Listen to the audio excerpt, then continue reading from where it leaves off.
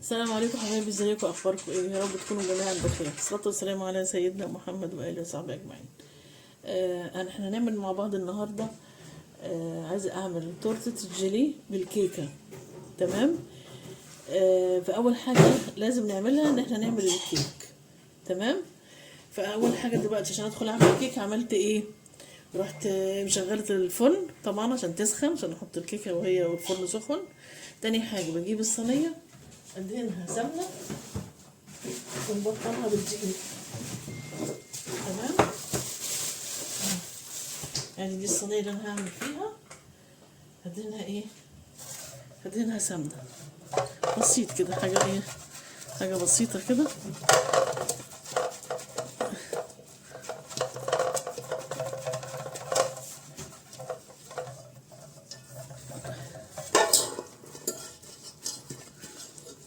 ناخد كده هنا نعمل الجناب. تمام كده.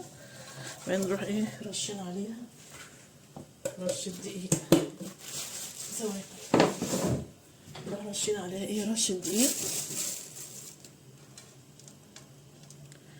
نبطنها بالدقيق. تمام كده.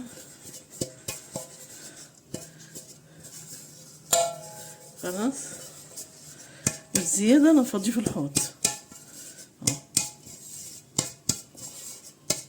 الزيادة برضه احنا نفضها ايه بس كده، تخبطيها خبطة في الحوض كده. تمام. بس نركنها على جنب. نيجي بقى لايه، نمسح بس البقى دي. نيجي بقى للايه كيكة بقى نفسها. نمسح بس ده كده. تمام. الكيكة هعملها ازاي بقى؟ ادي عندي 5 بيضات. 5 بيضات.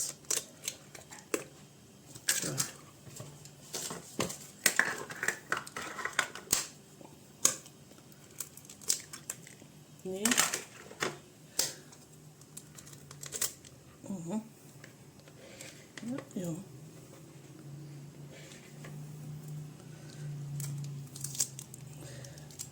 الحكاية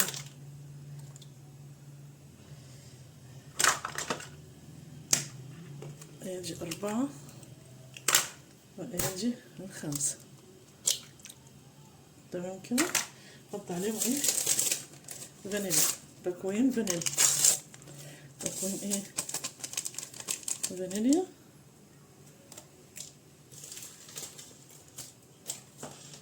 نجيب ورشة ملح خفيفة، رشة ملح.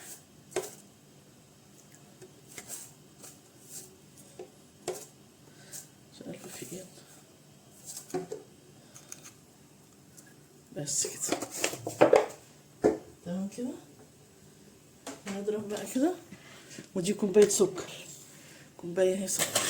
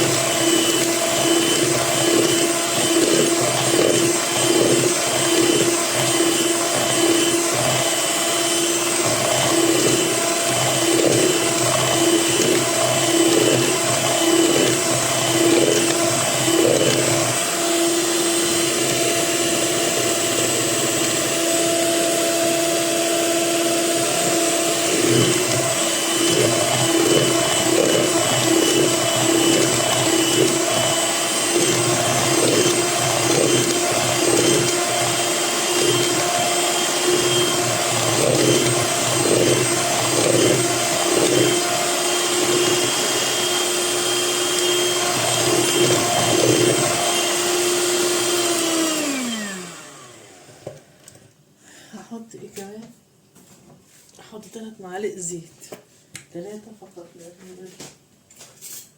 3 معالق زيت. تمام، عشان تديها طعم. ادي 1 2 3. تمام، 3 معالق زيت فقط عشان تديها ايه طعم. ونضرب تاني، لازم نضرب جامد يا جماعة عشان ندخل فيها أكبر كمية هواء، ندخل فيها كمية هواء كبيرة.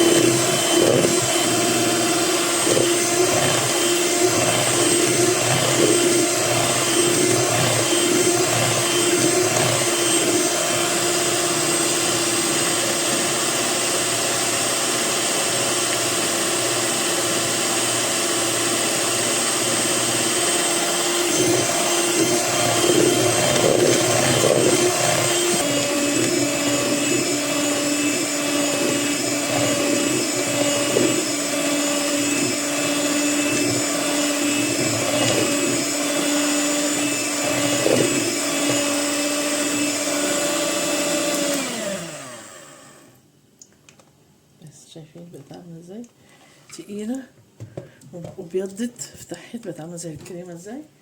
تمام، نيجي بقى نحط الدقيق. هنحط قد ايه؟ هنحط كوبايتين الا ربع، كوبايتين الا ربع. حاجة بس ندخل بيها الدقيق وندخل بقى خلاص مفيش.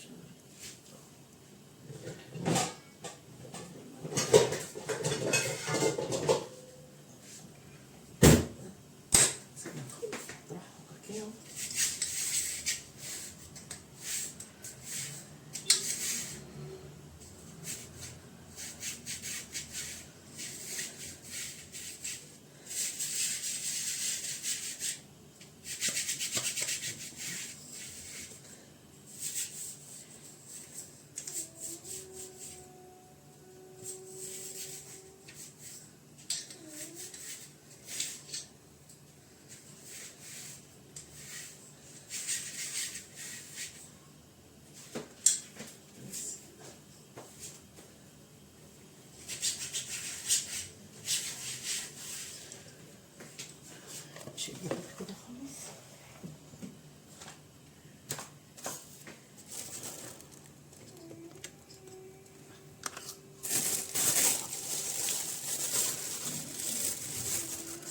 ادي كوباية.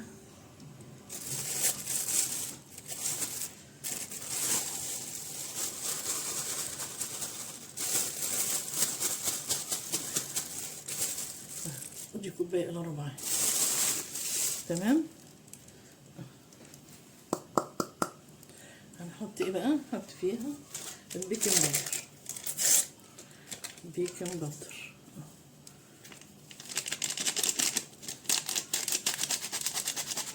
ونحط برضه ذرة ملح خفيفة كده مع بس كده. انا عايزة احط معلقة خل، ها، قبل الدقيق دي كده حط هنا معلقة خل، يبقى زي محسن كيك كده. ادي المعلقة اهي، بس كده. بس ونضرب بقى تاني، ونضرب الخل تاني.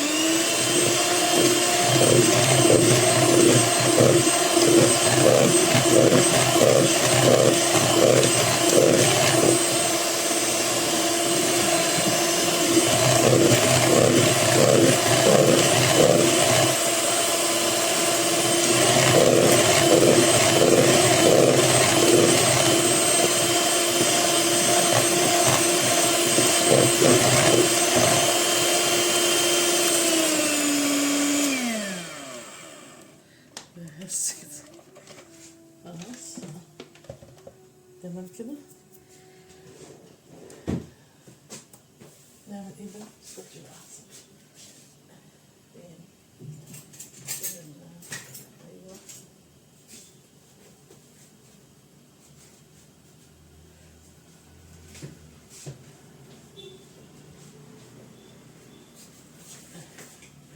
بسم الله الرحمن الرحيم.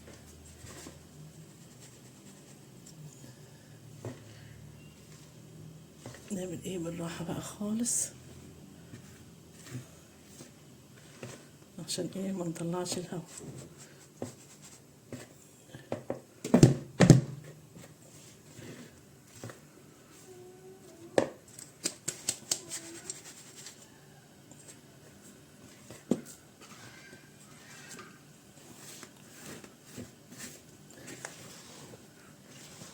بسم الله الرحمن الرحيم.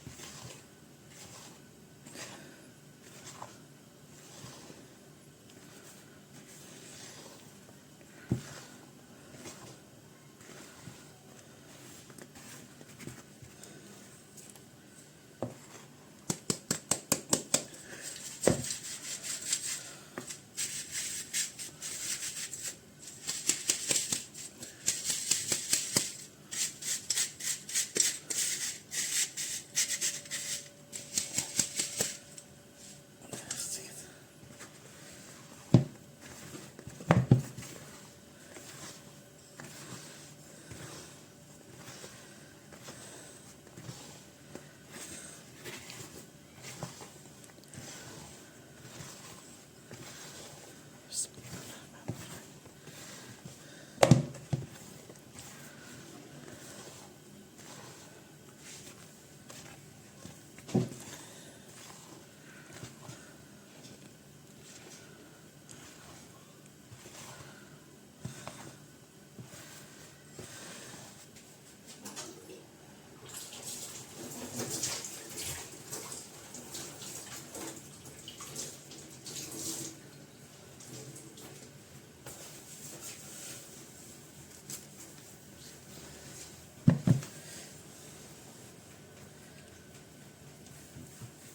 تمام كده.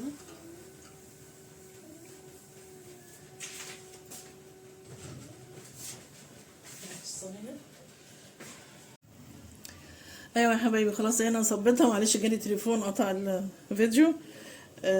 صبيتها كده خلاص في الصينيه وهحطها بقى في الفرن تستوي. ماشي لما تطلع ان شاء الله نوريها لكم.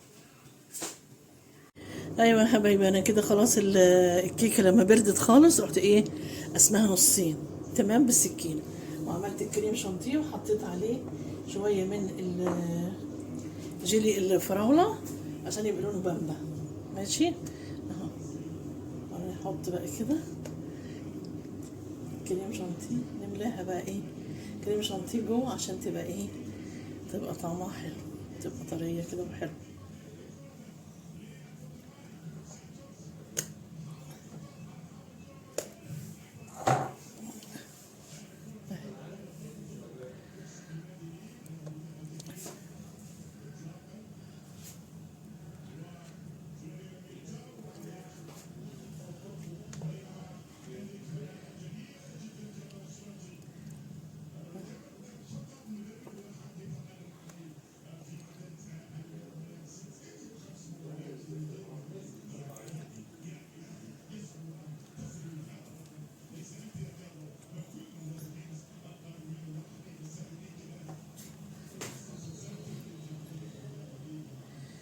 الكريم شانتيه ده يخليها طعمها حلو في نفس الوقت ايه يديها طعم ويطريها، تشرب هي منه يبقى ايه يطريها.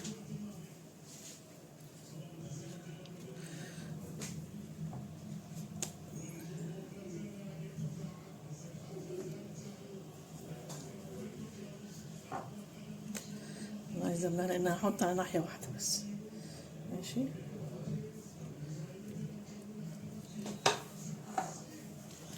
نجيب بقى الناحيه دي. بسم الله الرحمن الرحيم نحطها بقى كده. بسم الله الرحمن الرحيم ايه يلا فيكم بقى.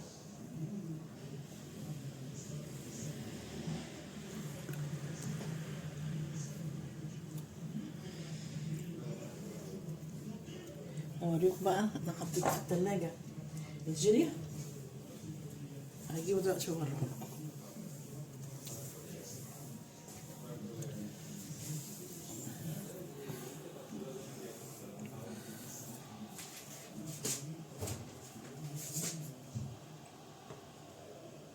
نحطها بقى ايه رأيكم عشان تبقى ماسكة في بعضها. ايوه تبقى حلوة كده تمام.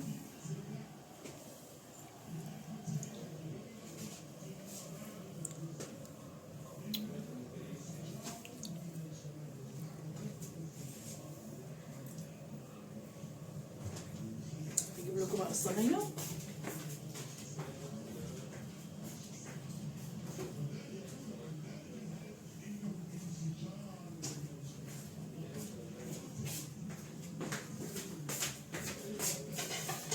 بصوا ادي صينية، دي صينية جيلي وموز.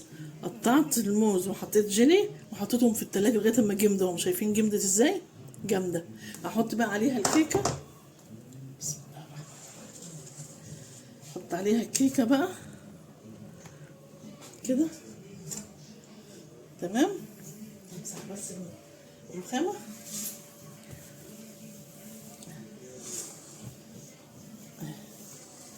تمام كده. وهجيب بقى بقية الجيلي، انا لسه مخليه الجيلي وفي موز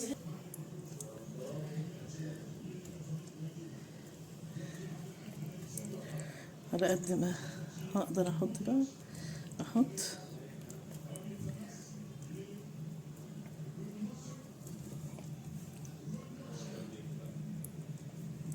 بعدين ايه هروح حاطه بقى الجيلي يقوم ماسك كل ده مع بعض كده.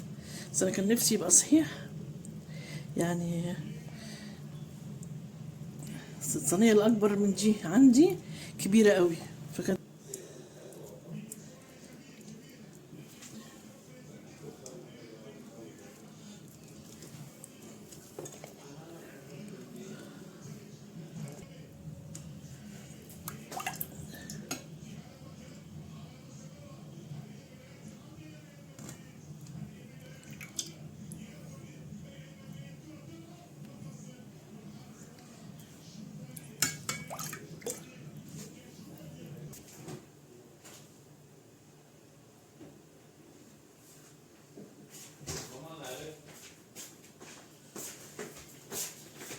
عملت ده يا جماعه بلح بالشوكولاته.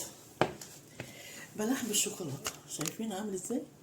بلح بالشوكولاته. ده بلح رملي، جبته بلح رملي اللي هو الاسود تمام. بتقشريه وتشيلي النوايا منه. عايزه بقى تحشيه سوداني، تحشيه فستق، تحشيه لوز، زي ما انت عايزه. تسيبيه فاضي برضه مفيش مشكله. وبعدين بتجيبي شوكولاته زي شوكولاته المطبخ، بتسيحيها على حمام ميه وتحطي عليها معلقه زيت واحده بس، تقلبيها كويس. بعد كده بتحطي فيها البلح ده وتسيبيه وتحطيه بقى تطلعيه على ورق زبده، على ورق فويل زي ما انت عايزه، ورق الومنيوم قصدي زي ما انت عايزه تمام، او ورق زبده. بس بتحطيه في التلاجة بيجمد، تبقى بلح بالشوكولاته، بيبقى جميل جدا جدا جدا تمام كده. بيبقى حلو قوي يا جماعه. لو في عيد ميلاد ولا حاجه وعملتي حاجه زي كده تبقى زي يكون شوكولاته. الشوكولاته اللي هي محشيه بلح دي معروفه انها غاليه جدا تمام. بس ده صنف عملت. بكره ان شاء الله نعمل مع بعض البسبوسه بطريقه حلوه قوي، هتشوفوها تعجبكم، هتطلع زي بتاعت المحلات. ماشي ان شاء الله نعمل لكم بكره البسبوسه. ايوه يا حبايبي خلاص. اللي انا قلبت التورتايه اهي، شايفينها عامله ازاي؟ اللهم صل على النبي، تبارك الرحمن، حلو قوي. اللهم صل على النبي. انا عاملاها عشان عيد ميلاد ابني النهارده على فكره، عشان كده عملتها. وعامله البلح اهو بالشوكولاته اللي انا قلت لكم عليه، ده البلح اللي بالشوكولاته تمام. ودي البسبوسه هحط عليها قشطه دلوقتي، بس مش عارفه احط عليها ازاي. انا قطعتها والقشطه اهي، اقطع كده.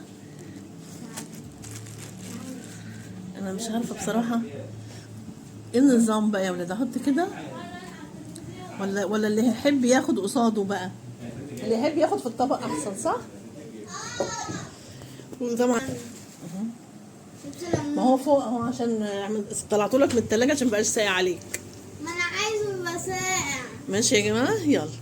كل سنة وهو طيب يا رب، وربنا يبارك له في حياته وفي مستقبله، وإن شاء الله نشوفه أحسن الناس بإذن الله. يلا، سلام عليكم. ما بحبش أعمل البقسماط اللي هو السميط اللي هو السادة، لا أنا بجيب الأكياس الجاهزة دي، فأنا هعمل كيسين. ماشي.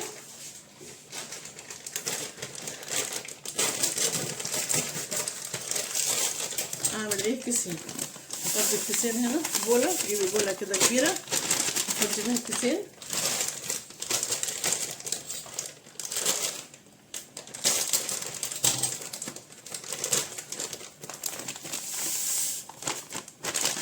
تمام كده. ومعلقة بيكنج باودر عليها، أنا بحب أحط عليها معلقة بيكنج باودر عشان تخليها هشة وحلوة كده. هي معلقة صغيرة على الكيس، يبقى معلقة كبيرة على ايه؟ على الكيسين.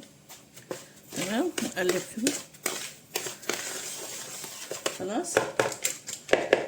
احط ايه على كوباية، على الكيس الواحد بحط علبة زبادي، علبة زبادي كبيرة اهي، علبة زبادي الكبيرة دي. تمام. هقول لكم كام جرام، فين كام جرام بقى محطوط اهو. الوزن 165 جرام، 165 جرام. نحط ايه؟ علبتين.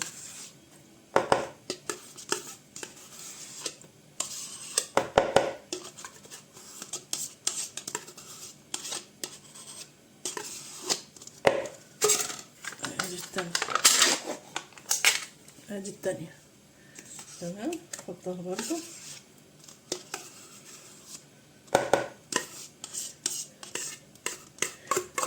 وعلى الكيس الواحد بحط معلقتين سمنة، يبقى احنا نحط هنا ايه؟ 4 معالق سمنة.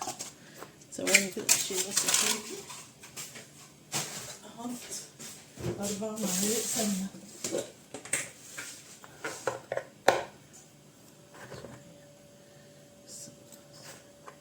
احط 4 معالق سمنة. ادي 1، ادي 2، 3، 4. ماشي. بس كده.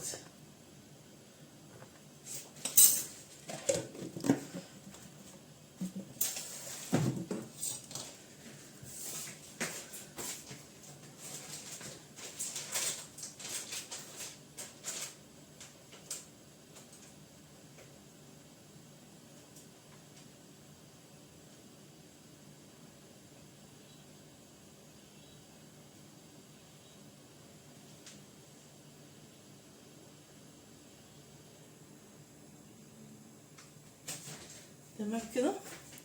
نقلب بقى ايه كل ده كده مع بعض، نعجنه كده مع بعض، مش نعجنه يعني تفركيه كده. ايوه، احنا مش بنعجن، نخلي المواد كلها تتجانس مع بعض.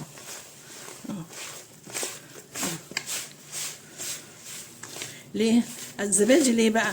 بيخلي اللي هي الذرات بتاعت دي السميد دي تمتص الزبادي والسمنه، تقوم ايه؟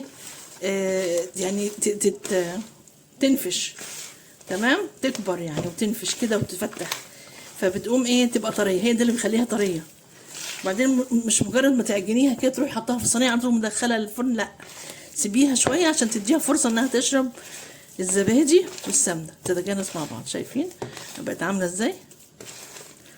تحفه. نسيبها بقى ايه اهي، نسيبها بقى كده شويه كده لغايه ما ايه؟ تمتص شويه الزبادي والحاجات دي اهي. خلاص كده، خلاص كده قلبت حلو. والشربات حطيته على النار. الشربات عباره عن ايه؟ عباره عن كوبايه سكر على كوبايه ونص ميه وعصره ليمونه. تمام. فانا عشان طبعا عامله كيسين، فبعمل ايه؟ حطيت 3 كوبايات ميه على كوبايتين سكر وعصره ليمونه برضه. تمام كده.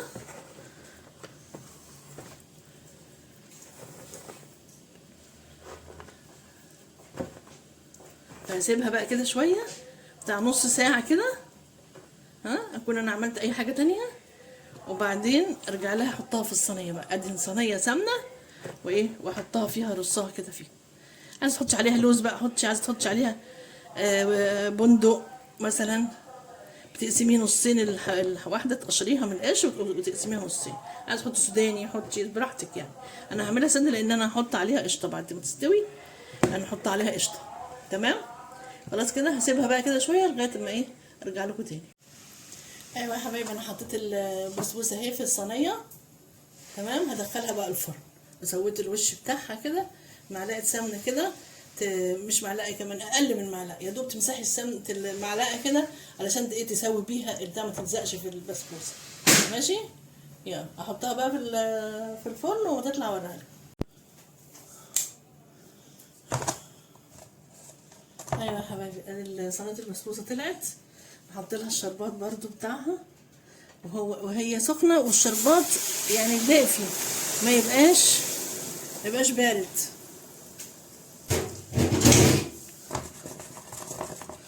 وبعد كده نغطيها ونسيبها بقى لغايه ايه ما تشرب كده وتهدى. ماشي. وهوريها لكم بعد كده. حطها في الثلاجة شوية. نعم. بابا